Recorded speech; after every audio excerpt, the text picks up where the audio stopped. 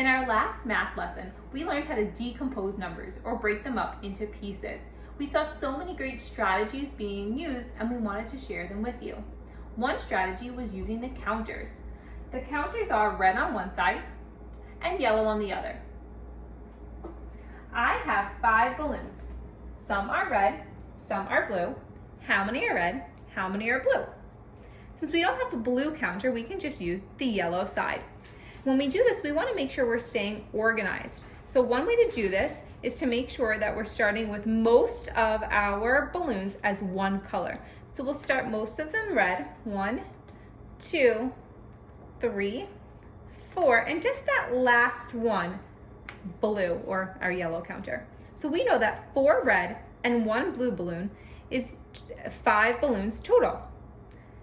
To find a new combination, we're only going to flip one counter to help keep ourselves organized. So we know 3 red and 2 blue balloons is another combination. We can flip another counter, 2 red balloons and 3 blue balloons.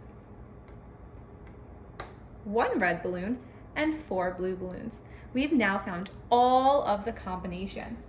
Take a look at the next slide to see a new strategy drawing pictures and how friends stayed organized.